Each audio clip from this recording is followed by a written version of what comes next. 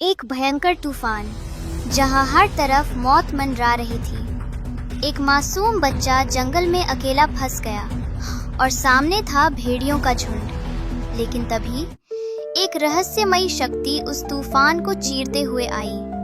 क्या सच में कबीर साहिब खुद अपने भक्त को बचाने आए थे? जानने के लिए सुनिए पूरी कहानी। सुबह हो गई थी, लेकिन सूरज दिखाई नहीं दे रहा था। आसमान काला पड़ चुका था। हवा धीरे धीरे तेज होने लगी थी। गांव के बुजुर्ग लोग घबराए हुए थे। एक बूढ़ा आदमी बोला, मैंने ऐसा आसमान पहले कभी नहीं देखा। तभी अचानक एक जोरदार बिजली कड़की और हवा तूफान में बदल गई। कुछ ही देर में तूफान इतना भयंकर हो गया कि पेड़ जड़ से उखड़ने लगे, घर हिलने लगे, छप्पर उड़ने लगे। गांव के लोग इधर उधर भागने लगे। पूरे गांव में बचाओ बचाओ की आवाजें गूंजने लगी थी। इस अफरा तफरी में एक 10 साल का बच्चा, जिसका नाम गोपाल था, अपने परिवार से बिछड़ गया। वो जोर जोर से रोने लगा, माँ माँ, लेकिन कोई जवाब नहीं आ रहा था। तूफान की आवाज़ इतनी तेज थी कि उसकी आवाज़ दब गई। इसी बीच तेज हवा ने गोपाल को धक्का दिया और वो धीरे धीरे गांव से दूर, तूफान उसे जंगल की ओर ले जाने लगा। तभी अचानक बारिश शुरू हो गई और कुछ ही देर में वो पूरी तरह भीग गया। जंगल के पास पहुंचते ही उसे अजीब सी आवाज़ें सुनाई देने लगीं। अचानक गोपाल को झाड़ियों के पीछे से 2 चमकती आंखें दिखीं, फिर 4, फिर 6, फिर अचानक भेड़ियों का पूरा झुंड सामने आ गया। गोपाल डर से कांपने लगा।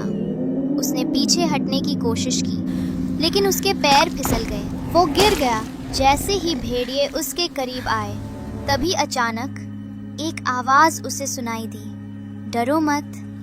गोपाल ने देखा तो एक साधारण कपड़ों में एक अजनबी आदमी खड़ा था। चेहरा शांत, आंखों में अजीब सुकून। उसने बस अपना हाथ उठाया और भेड़िए धीरे धीरे पीछे हट गए।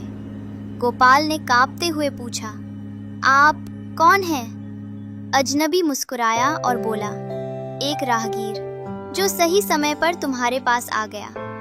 उसने गोपाल का हाथ पकड़ा और बोला, चलो यहाँ से, यहाँ रुकना सुरक्षित नहीं है। जैसे जैसे वे आगे बढ़े, तूफान और भी खतरनाक हो गया। पेड़ हिलने लगे, कुछ छोटे पेड़ गिरने लगे, बिजली उनके आसपास चमक रही थी। अचानक एक बड़ा पेड़ उनके सामने गिर गया। रास्ता बंद हो गया। गोपाल घबरा गया और उस आदमी से बोला, अब हम क्या करेंगे? अजनबी ने शांत होकर कहा, रास्ता बंद नहीं हुआ, बस बदल गया है।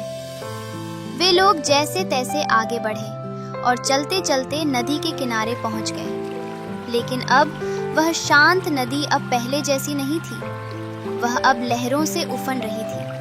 पानी किनारों को तोड़ रहा था। गोपाल डर गया। उसने उस आदमी से पूछा, हम इसे कैसे पार करेंगे? अजनबी ने कहा, डरो मत, मेरे साथ रहो। जैसे ही उन्होंने पानी में कदम रखा, कुछ चमत्कार हुआ। पानी उनके पैरों के नीचे शांत हो गया, जैसे कोई अदृश्य रास्ता बन गया हो। वो नदी पार करने लगे। अचानक एक तेज बिजली सीधे उनकी ओर गिरी। गोपाल चीख पड़ा, लेकिन बिजली उनके पास आकर रुक गई और धीरे धीरे गायब हो गई। नदी पार करने के बाद उन्हें एक पुराना मंदिर मिला। अजनबी बोला, यहीं रुको, ये सुरक्षित जगह है। गोपाल अंदर गया, लेकिन मंदिर पूरी तरह टूटा हुआ था। थोड़ी देर बाद गोपाल ने देखा कि बाहर का तूफान रुक गया। बारिश, हवा सब थम गए, जैसे समय रुक गया हो। ये क्या हो रहा है? उसने पूछा, उस आदमी से पूछा। अजनबी मुस्कुराया और धीरे धीरे उसके चारों तरफ प्रकाश फैलने लगा। गोपाल की आंखें फैल गईं। वह समझ गया, ये कोई साधारण आदमी नहीं, ये स्वयं कबीर साहिब हैं। कबीर साहिब बोले, जब भक्त सच्चे दिल से पुकारता है तो सहायता किसी न किसी रूप में जरूर आती है। गोपाल रोने लगा और बोला, गुरुजी, मुझे मेरे माँ पिता के पास ले चलिए। फिर कबीर साहेब गोपाल को उसके गांव की ओर लेकर चलते हैं।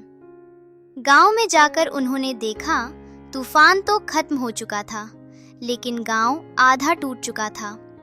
पर अच्छी बात ये थी कि गांव के लोग सुरक्षित थे। गोपाल अपने परिवार के साथ खड़ा था। जब उसने पीछे मुड़कर देखा तो वहां कोई नहीं था। इस कहानी का संदेश है कि सच्ची श्रद्धा और विश्वास में इतनी शक्ति होती है कि ईश्वर खुद किसी अजनबी के रूप में आकर रक्षा करते हैं। दोस्तों, अगर वीडियो अच्छी लगी हो तो वीडियो को लाइक करें और चैनल को सब्सक्राइब करें। सच साहब कमेंट में लिखना ना भूलें।